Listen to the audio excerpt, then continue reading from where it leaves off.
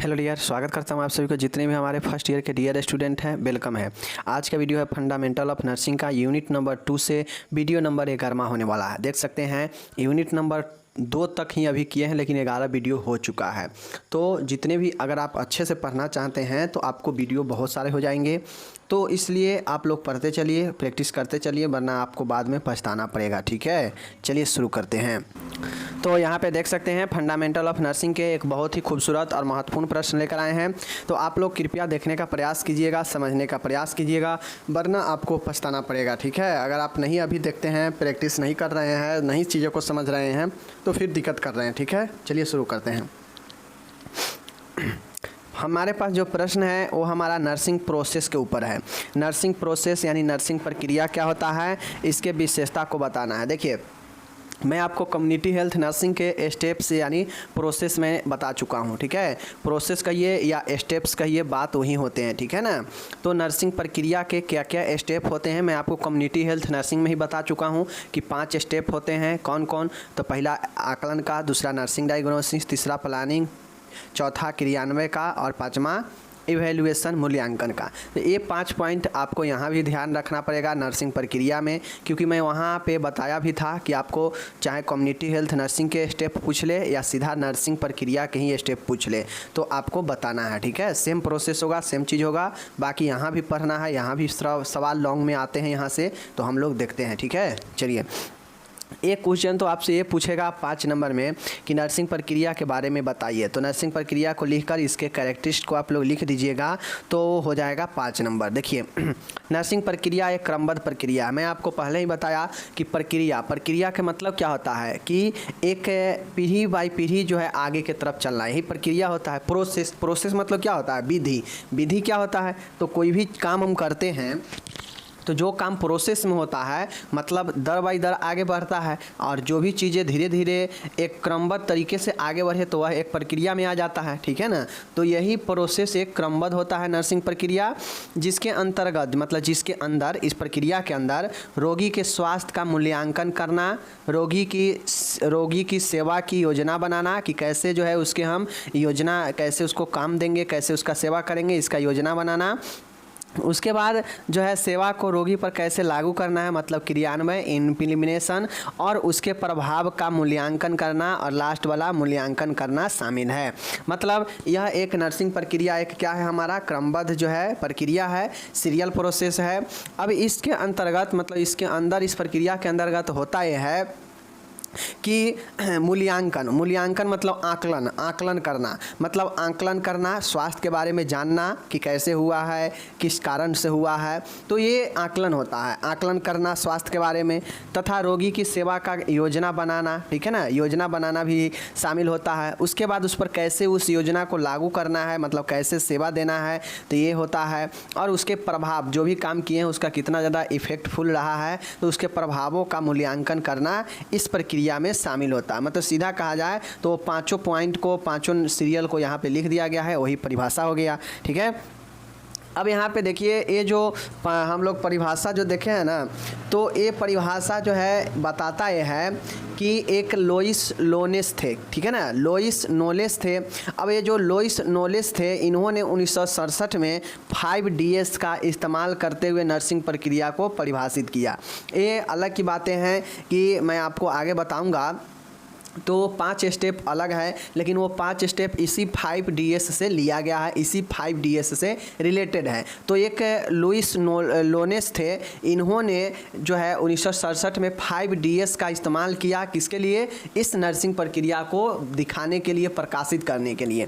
यानी 5DS मतलब 5 गो D का इस्तेमाल किया, और यही 5D के अंतर्गत इन्होंने इस नर्सिंग प्रक्रिया को बता दिया, दिखा दिया कि यह ऐसे ऐसे होता है। ठीक है, देखिए 5D है, तो उसमें फर्स्ट वाला D का मतलब है खोजना, डिस्कवर करना। खोजने का मतलब होता है कि कैसे बीमारी हुआ है, ये बीमारी का क्या कारण है, मतलब एक प्रकार से आकलन वाला स्टेप जो है यहाँ पे डिस्कवर होता है, खोजना। उसी प्रकार से जो दूसरा स्टेप वहाँ पे नर्सिंग डायग्नोसिस का होगा, वो यहाँ पे डेल्वी होता है, मतलब गहन अध्ययन करना, मतलब एकदम डीपली अध्ययन करना। तीसरा है डिसाइड यानी निश्चय करना या योजना बनाना, यह प्लानिंग में होता है वहाँ पे। तो यहाँ पे डिसाइड दिया गया है डी से डू मतलब लागू करना, मतलब करना, यानी जो भी हम निर्णय लिए हैं, निश्चय योजना बना है, उसको कैसे हम काम करेंगे, उसको लागू करेंगे, तो ये डू होता है, ठीक है। एंड लास्ट वाला डी है डिस्क्रिमिनेट। डिस्क्रिमिनेट का मतलब होता है मूल्यांकन करना, मतलब जो चीज़ें लागू किया गया है उसका कितना ज़्यादा प्रभाव रहा है या नहीं रहा है, इसका मूल्यांकन करना, यह डिस्क्रिमिनेट होता है। तो ये 5 DS को जो है कौन दिया, लोइस नोलेस ने दिया। कब दिया, 1967 में दिया, और इसके अंतर्गत ही इन्होंने नर्सिंग प्रक्रिया को प्रकाशित किया। आगे चल के यह स्टैंडर्ड होते होते इसको हम लोग अलग तरीके से पेश करते हैं, जो कि आगे आप लोग देखिएगा, ठीक है। तो यही हमारा 5 याद रखिएगा, D for discover, D for delve, D for decide, D for do और डी फॉर डिस्क्रिमिनेट। यही 5 पॉइंट याद रखिएगा, ओके। चलिए, तो ये तो हो गया 1967 वाला बात है। अब आगे हम लोग देखते हैं। अब ये जो प्रक्रिया है, जो हम लोग आगे भी देखेंगे चरण, मूलतः 5 चरण होते हैं। कौन कौन? आकलन का, नर्सिंग डायग्नोसिस नर्सिंग निदान का, योजना का, क्रियान्वयन का और आकलन का। यही 5 जो स्टेप है ना, इस 5DS से जुड़ा हुआ है। 5DS से जुड़ा हुआ है। अर्थ 5DS का भी वही होगा जो आपके आगे चरण देखेंगे, जिसका मतलब होगा, ठीक है। दोनों का सेम मतलब होता है।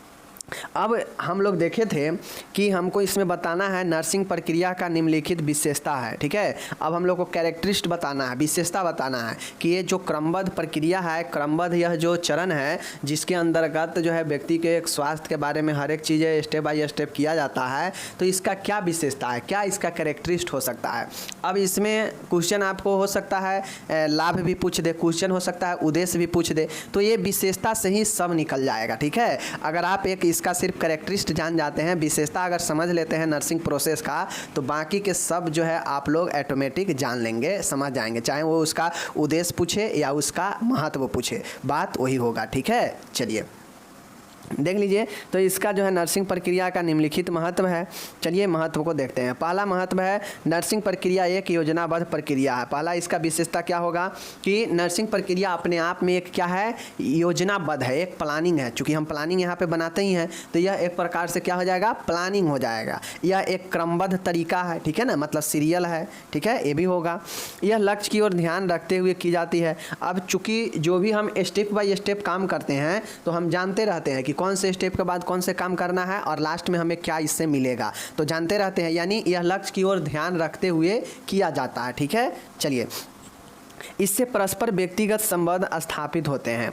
अब इस स्टेप बाय स्टेप किए गए इस सेवा से व्यक्तिगत जो है पर्सनली संबंध भी बनता है, ठीक है। एक दूसरे के प्रति सहयोग की भावना का विकास होता है। अब जब कोई काम आसान हो जाए, सीरियल में होता है, क्रमबद्ध एक क्रम में होता है, तो इससे जो है एक दूसरे के प्रति सहयोग की भावना भी व्यक्ति में उत्पन्न होता है, चाहे वो स्टाफ के बीच में हो या मरीज के बीच में हो, ठीक है। यह मरीज को केंद्र में रखकर पूर्ण की जाती है। अब यह जो प्रक्रिया होता है, तो यह 5 प्रक्रिया देख लीजिए, 1 प्रक्रिया, 2 प्रक्रिया, 3 प्रक्रिया, 4 प्रक्रिया एंड 5 प्रक्रिया, ठीक है। 5 प्रक्रिया है, तो इस पाँचों के सेंटर में कौन होगा, मरीज होगा, क्योंकि यह सब के सब मरीज के लिए ही किया जा रहा है, इसलिए यह मरीज के केंद्र में रहकर यह प्रक्रिया किया जाता है, पूर्ण किया जाता है, ओके। छठा है, यह प्रक्रिया अपने निश्चित चरणों में पूर्ण होती है। अब इसका एक विशेषता यह भी है कि यह प्रक्रिया अपने निश्चित चरण में, मतलब 5 चरण है, तो 5 चरण में ही जाके जो है पूरा होता है, ठीक है, न ज़्यादा न कम होता है। यह प्रक्रिया चक्रीय रूप से संचालित होती है। चक्रीय का यहाँ पे मतलब ये होता है कि पुनः अगर मान गए किसी पेशेंट के लिए हम लक्ष्य रखे हैं कि इसको बेहतर उपचार करके ही भेजना है हॉस्पिटल से, लेकिन हम उसका ट्रीटमेंट किए और प्रोसेस बाय प्रोसेस काम करते गए, लास्ट में उसका जो है हम लोग रिजल्ट देखे, मूल्यांकन किए, तो पता चला कि जो हम इलाज सेवा दिए हैं इतना ज़्यादा इफेक्टिव नहीं रहा है। तो जब पता चल जाता है कि इतना ज़्यादा इफेक्टिव नहीं है, तो फिर से क्या करते हैं, नंबर 1 स्टेप से फिर से शुरू करते हैं। तो यही एक क्या हो जाता है कि आपके चक्रीय होता है, कि जहाँ ख़त्म हुआ फिर शुरू से शुरू हो जाता है, तो वही चक्रीय के अंदर आता है, ठीक है।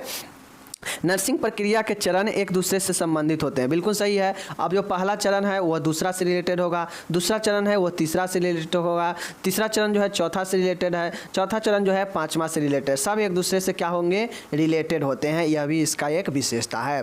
9वां है, यह विश्व स्तर पर लागू होता है। अब ये जो नर्सिंग स्टेप्स हैं, जो 5DS ऊपर में आप लोग देखे हैं, लोइस नोलेस ने बताया है, यह पूरे विश्व लेवल पर क्या होता है, लागू होता है, ठीक है। यानी 5 स्टेप जो है नर्सिंग प्रोसेस का, होगा यह पूरे यूनिवर्सल लेवल पर लागू होता है। ऐसा नहीं है कि यह सिर्फ हम पढ़ रहे हैं इंडिया के बुक में, ये मतलब इंडियन नर्सिंग में तो सिर्फ यहीं पे लागू होता है, ये संपूर्ण विश्व में जो है लागू होता है। ठीक है, यह गतिशील प्रक्रिया है, डायनेमिक प्रोसेस है। अब यह प्रोसेस जो होता है तो आप लोग को पता होना चाहिए कि प्रोसेस कभी जो है जाकर जैसे 5 स्टेप का में काम पूरा होगा तो क्या 2 पर जाके एकदम जो है काम हमेशा के लिए रुक जाता है? नहीं रुकता है। यानी यह एक मूवमेंट होता है, यह एक गतिशील होता है जो एक के बाद एक स्टेप में होते जाता है। ठीक है, तो इस प्रकार से यह मैंने आपको 10 स्टेप 10 विशेषता इसका बताया, किसका? नर्सिंग प्रोसेस का। तो आप लोग इसको एक बार और खुद से पढ़ लीजिएगा तो माइंड में चीज़ें आ जाएगा। ठीक है, तो पहला प्रश्न है नर्सिंग प्रक्रिया और उसका विशेषता मेरा समाप्त होता है। यहाँ पे इंग्लिश दिया गया है, अब हम लोग चलेंगे आगे जो है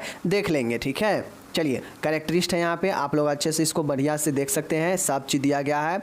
तो मैं यहाँ पे आप लोग को बता दूँ कि अगर आप अच्छे से स्टूडेंट हैं, पढ़ना चाहते हैं बेहतर तरीके से, क्योंकि मेरे डियर अगर आप बेहतर तरीके से नहीं पढ़ेंगे तो आगे आने वाला समय में जो आप सपना लेकर आए हैं कि मेरा भी मेरिट पर जॉब हो जाएगा, तो ये आपका भूल है, दिमाग से निकाल दीजिए। ठीक है, चलिए यहाँ पे इंग्लिश दिया गया है, यहाँ पे आप लोग चलिए। अब हम लोग का आता है मेन क्वेश्चन, और यह क्वेश्चन अगर आपको 10 नंबर के क्वेश्चन पूछेगा ना तो यह क्वेश्चन उसमें से अकेला 5 नंबर का देगा और बाकी के 2 क्वेश्चन अलग होंगे जो कि 5 नंबर में होंगे। यानी यह क्वेश्चन बड़ा है, इसको अच्छे से समझिएगा। नर्सिंग प्रक्रिया चरण के या घटक बताना है। नर्सिंग प्रक्रिया, आप देखिए नर्सिंग प्रक्रिया का या तो कंपोनेंट घटक कह देगा या फिर फेज या स्टेप के बारे में पूछ देगा, तो घबराना नहीं है। सीधा नर्सिंग प्रक्रिया के अवस्था चरण कुछ भी पूछे वही 5 चरण को याद रखना है जो मैं कम्युनिटी हेल्थ नर्सिंग के प्रोसेस में भी बताया था। कौन कौन? Assessment, nursing diagnosis, planning, implementation and evaluation. तो ये 4-5 जो है आपके स्टेप है। इसी 5 स्टेप में आपको 2-2 4-4 लाइन 5-5 लाइन सब में लिखते जाना है, तब जाके आपका ये क्वेश्चन लॉन्ग में बनता है। ठीक है, चलिए देखते हैं। नर्सिंग प्रक्रिया के 5 घटक शामिल है जो निम्न प्रकार है। मैंने आपको पहले ही बता दिया है कि नर्सिंग प्रोसेस प्रक्रिया में 5 चरण होते हैं। प्रक्रिया क्या होता है? प्रक्रिया एक के करके दूसरा करके तीसरा करके चौथा करके 5वां। तो यह सब के सब क्या है? एक प्रोसेस है। यहाँ से यहाँ आया, फिर यहाँ से यहाँ आया, फिर यहाँ से यहाँ आया और फिर यहाँ से लास्ट में यहाँ आ जाएगा। तो यह सब प्रोसेस बाय प्रोसेस गुजर रहा है। तो यही क्या हो जाता है? आपका एक प्रक्रिया होता है। और इसी में अलग अलग प्रक्रिया, जैसे एक स्थान यहाँ था, एक स्थान यहाँ था, एक स्थान यहाँ था, और ये तीनों स्थान से गुजर कर इस लास्ट वाले स्थान से जाना है। और यह स्टार्टिंग पॉइंट था, तो 1 नंबर 2 नंबर 3 नंबर 4 नंबर और लास्ट में 5 पर पहुंचेगा। तो उसी प्रकार से यह नर्सिंग प्रक्रिया में एक के बाद एक क्रमबद्ध तरीके से सजाया जाता है। ठीक है, कैसे?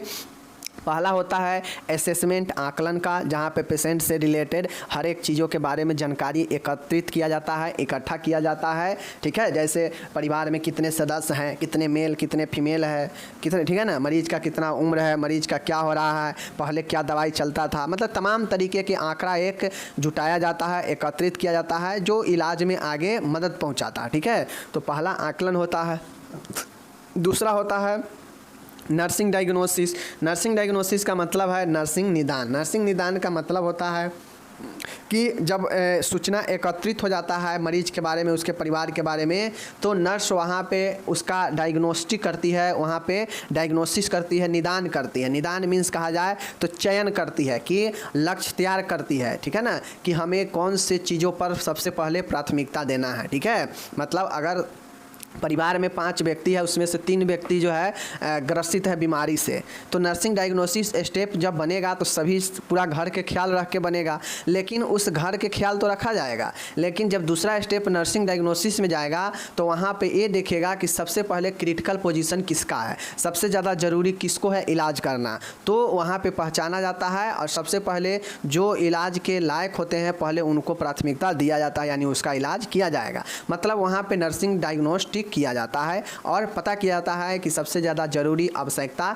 किसको है। ठीक है, तीसरा है योजना। योजना का मतलब होता है कि जो भी हमें करना है, जो हम डायग्नोस्टिक में मरीज को चुने हैं कि इस मरीज को इलाज करना है, फलाने बीमारी के लिए, फलाना बीमारी है, तो उसके लिए हम योजना तैयार करते हैं। योजना मीन्स कहा जाए तो कैसे करना है, कब करना है, क्या करना है, ये सब के सब जो है योजना के अंदर बनता है। ठीक है, ये सब मैं कम्युनिटी हेल्थ में अच्छे से पढ़ा दिया हूँ, आप लोग अगर वहाँ पढ़े होंगे तो यहाँ पर दिक्कत नहीं होने वाला है। ठीक है, बाकी चौथा है क्रियान्वयन। सिर्फ अंतर ये था कि वहाँ पर कम्युनिटी हेल्थ लिखा था, यहाँ पे सीधा नर्सिंग प्रक्रिया नर्सिंग लिखा रहा है। ठीक है, चलिए एंड चौथा है क्रियान्वय। अब जो भी तीसरा स्टेप में मैंने प्लान कर लिया है, योजना बना लिया है, तो अब उस योजना को हम कैसे लागू करेंगे, कैसे उस योजना पर काम करेंगे, तो यह चौथा स्टेप काम को क्या करता है, शुरू करवाता है, यानी काम को स्टार्ट करवाता है, यानी मरीज को देख रेख करने का काम शुरू होता है।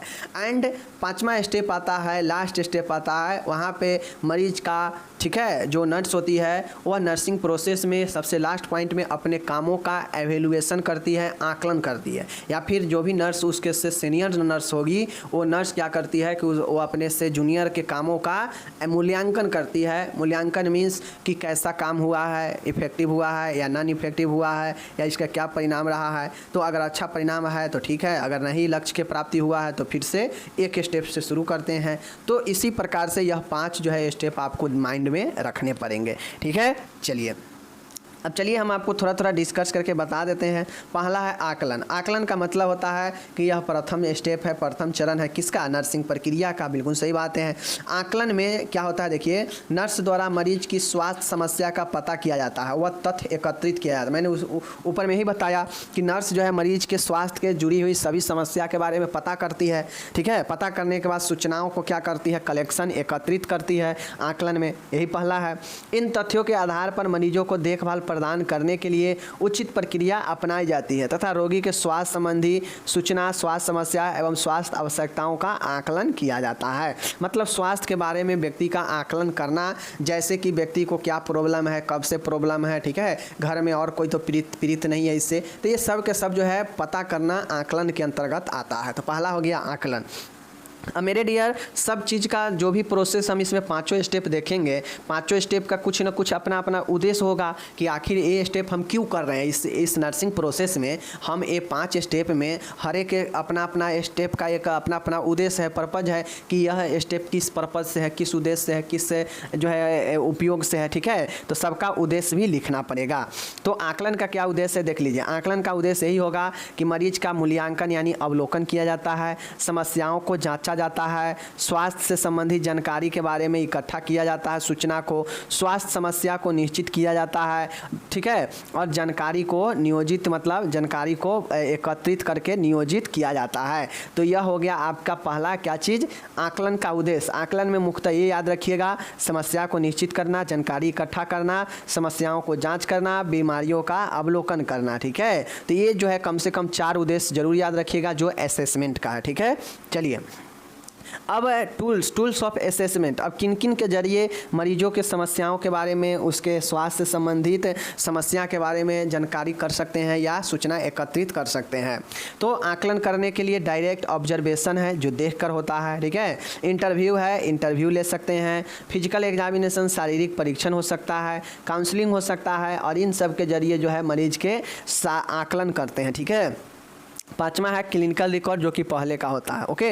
दूसरा हमारा स्टेप है, वो स्टेप है नर्सिंग निदान। नर्सिंग निदान कहा जाए मेरे डियर, नर्सिंग निदान आपको यहाँ पे कहा जाए तो नर्सिंग निदान का दूसरा स्टेप है। मैं आपको पहले ही बताया कि यह नर्सिंग प्रक्रिया का दूसरा चरण है। इस चरण में क्या होता है देख लीजिए। इसके अंतर्गत नर्सिंग आकलन द्वारा एकत्रित किए गए आंकड़ों तथा तथ्यों का विश्लेषण करके रोगी की स्वास्थ्य समस्या को निश्चित किया जाता है। मतलब नर्सिंग निदान में मैंने आपको क्या बताया था कि यहाँ पे एग्जैक्ट जो है निश्चित किया जाता है, लक्ष्य को फिक्स किया जाता है कि हाँ हमें इस लक्ष्य पर, इस बीमारी के लिए काम करना है, मीन्स मरीज को देखभाल सेवा देना है। तो नर्सिंग निदान में लक्ष्य को क्या होता है, निर्धारित किया जाता है। सेवा देने का जो है क्या होता है, बनता है, जो कि एग्जैक्ट पॉइंट बनता है, पता किया जाता है, ठीक है।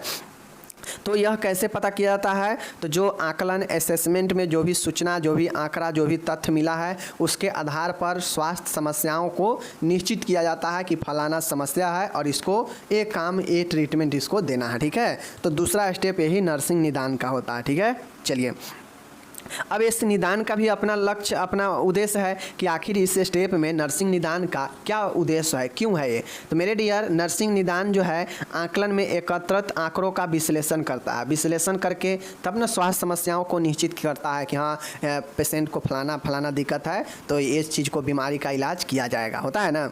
तो नर्सिंग आकलन से एकत्रित सूचना का विश्लेषण जो है करना, इसका जो है उद्देश्य होता है। रोगी के समान स्वास्थ्य व क्रिया स्तर की जाँच करना कि मरीज जो है कितना ज़्यादा जो है इफ़ेक्टिव है। रोगी की असमान क्रियाओं को पहचानना और उनमें भी सबसे जो क्रिटिकल सिचुएशन होता है उस चीज़ को नर्स क्या करती है, पहचानती है और उसका ट्रीटमेंट करती है। ठीक है।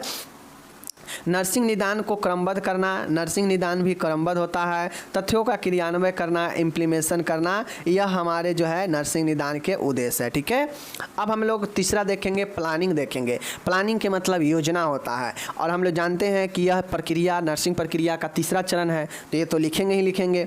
इसके बाद हम लोग क्या लिखेंगे मेरे डियर, सामने है आपके, देखिएगा। इसके अंतर्गत रोगी की आवश्यकताओं को निर्धारण करके उसकी नर्सिंग देखभाल से संबंधित कार्य योजना बनाई जाती है। इसमें पहले रोगी की समस्या की प्राथमिकता तय की जाती है तथा बाद में उसके अनुसार लक्ष्य व उद्देश्य निर्धारित किए जाते हैं। योजना तीसरा पॉइंट है और तीसरा स्टेप है। तो योजना का अर्थ होता है कि इसमें मरीज के जो भी स्वास्थ्य समस्या को निश्चित किया गया है कि एक मरीज के अंदर मान गए कि अगर उसका यूरिन पास नहीं हो रहा है, यूरिन उसका क्या है, यूरिन जो है रिटेंशन हो चुका है, यूरिन नहीं आ रहा है, तो ऐसे में हम निश्चित कर चुके हैं कि हाँ हमें यूरिन के लिए देखभाल करना है कि कैसे यूरिन निकले और पेशेंट रिलैक्स हो, रेस्ट में आए। ठीक है। तो इसके लिए हम क्या करेंगे, चौथे में योजना बनाएंगे। योजना के मतलब होता है कि कब करना है, क्या करना है, कैसे करना है। ठीक है ना। तो ये बताता है कि हम अपने निश्चित समस्या जो किए हैं तो उसको कैसे हम जो है योजना के अंतर्गत समस्याओं को लाएंगे और उसको कब, कैसे और क्यों जो है करते हैं। ठीक है। तो यह हमें जो है योजना के अंतर्गत समस्याओं के बारे में, योजना बनाने के बारे में बताता है और इसी योजना के तहत देखभाल शुरू होता है। ठीक है।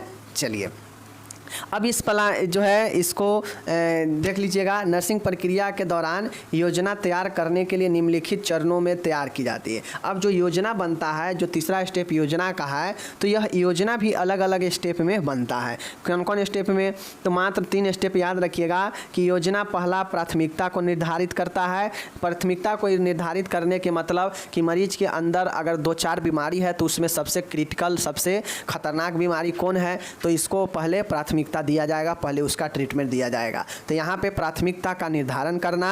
दूसरा है आशान्वित परिणाम, एक्सपेक्टेड आउटकम। अब जो दूसरा है यहाँ पे वह आशान्वित मतलब आशा से भरे हुए परिणामों को हम लोग क्या करते हैं, ऐसा योजना बनाते हैं जो हमें आशा होना चाहिए कि हाँ हम इसको प्राप्त कर लेंगे सही से। ठीक है।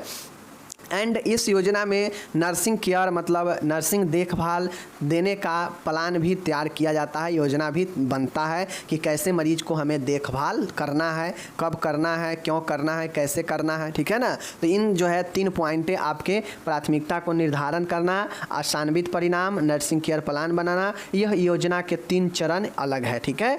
चलिए अब ये जो योजना है इसका आखिर क्या पर्पज़ है, ए भाई क्यों है यहाँ पे, तो देख लीजिए। रोगी की सेवा की प्रक्रिया को दिशा देना। अब जो प्रोसेस है तो वो प्रोसेस पर एक जगह पे आके अटकना थोड़ी ना है, मरीज को देखभाल देना है। तो इसके लिए जो योजना बना है तो योजना इसीलिए होता है कि यह प्रक्रिया जो प्रोसेस है इसमें दिशा देता है, मतलब योजना बना के आगे की तरफ भेजता है काम करने के लिए। ठीक है।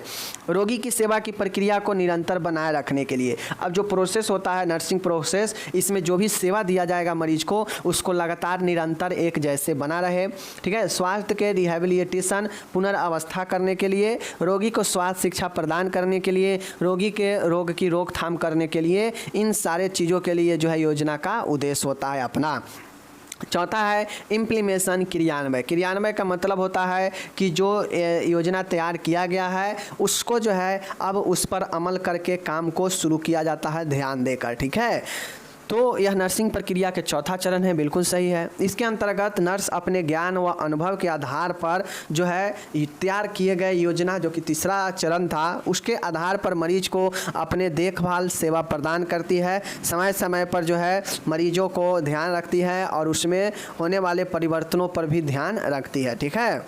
इसमें स्वास्थ्य देखभाल की कार्य योजना संपन्न होती है तथा नर्सिंग कार्य एवं गतिविधियों का संचालन शामिल होता है। मतलब सीधा कहा जाए तो योजना योजना जो हमारा क्रियान्वय है यह एक तीसरा चौथा स्टेप है नर्सिंग प्रक्रिया का, जिसमें जो नर्स होती है वो अपने कामों को शुरू कर देती है, अमल करना ध्यान देना शुरू कर देती है, जो योजना बनाई है उस पर जो है अमल शुरू हो जाता है और वो जो है समय समय पर आवश्यकताओं को ध्यान में रखते हुए मरीजों को जो है क्या करती है, देखभाल करना शुरू कर देती है, ताकि यह प्रक्रिया में कोई देरी ना हो, कोई रुकावट ना आए। ठीक है, अब ये प्रक्रिया जो है आपके काम शुरू हो गया, क्रियान्वय हो गया।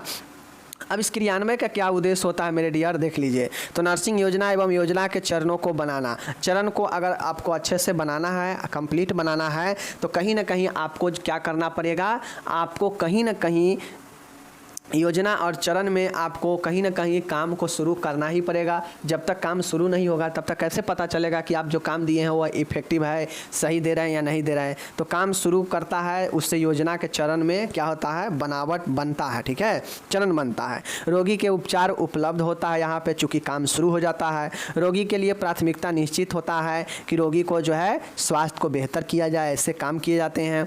नर्सिंग सेवा उसको चरणों को क्रियान्वित करना और क्रियान्वय इम्प्लीमेशन करने से ही नर्सिंग का ये जो चरण हम लोग देख रहे हैं, यह चरण जो है भी चरण का भी जो है शुरू हो पाता है। मरीज का पुनः निर्धारण रीअसेसमेंट करना, और यहीं पे जो है मरीज का पुनर्निर्धारण भी किया जाता है। तो इसमें मुख्यतः 3 चीज़ें हैं, यह योजना और योजना के चरणों को बनाता है, यह उपचार उपलब्ध कराता है, ठीक है, और यह नर्सिंग सेवा उसके चरणों को क्रियान्वित करता है, और यह रोगी के लिए प्राथमिकता निश्चित करता है। तो यह जो है इसका उद्देश्य होता है किसका, क्रियान्वय का। ठीक है, एंड लास्ट वाला है 5वां मूल्यांकन। मूल्यांकन यह हमारा 5वां और अंतिम चरण होता है नर्सिंग प्रोसेस का। इसमें नर्स द्वारा प्रदान की गई जो भी नर्सिंग क्रिया है, जो क्रियान्वय में दिया गया है मरीज को, ठीक है, उसके बारे में निष्कर्ष निकाला जाता है कि जो अपेक्षित परिणाम रखे गए थे वे प्राप्त हुए हैं या नहीं हुए हैं।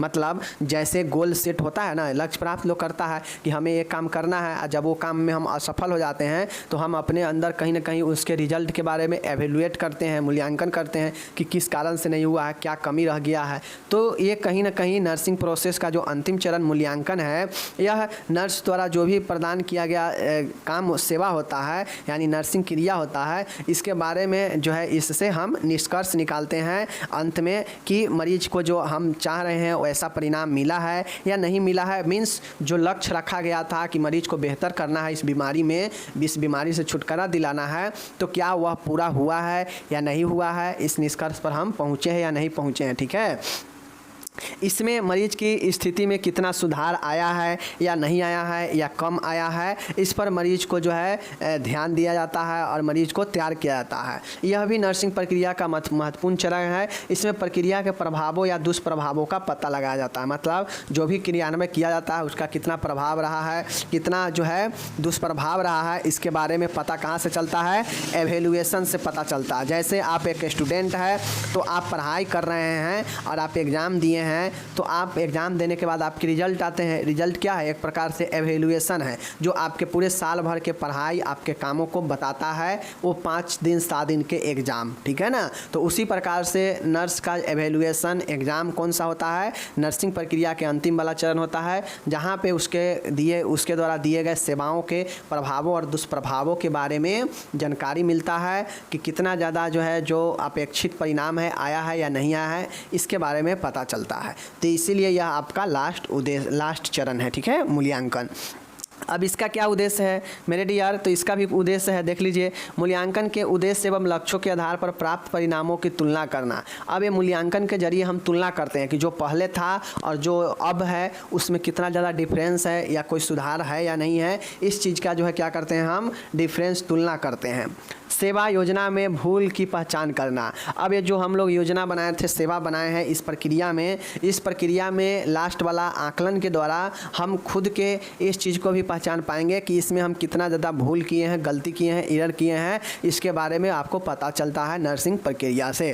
तो इस प्रकार से आपको मैंने नर्सिंग प्रक्रिया, उसका विशेषता और उसके नर्सिंग प्रक्रिया के चरण के बारे में अच्छे से मैं आपको समझा दिया। यह फंडामेंटल ऑफ नर्सिंग के दूसरे चैप्टर का सबसे महत्वपूर्ण प्रश्न है, इसको आप लोग कंप्लीट जरूर कीजिएगा। बाकी यहाँ पे मैं इंग्लिश दे ही दिया हूँ, आप लोग इसको अच्छे से देख सकते हैं। हिंदी और इंग्लिश दोनों में PDF अवेलेबल है, मैं डेली दे रहा हूँ। वीडियो के डिस्क्रिप्शन में आप लोग को मिल रहा होगा। बाकी चलिए विदा लेते हैं, आप लोग अपना ख्याल रखिए और मिलेंगे अगले वीडियो में। तब तक के लिए जय हिंद, नमस्कार।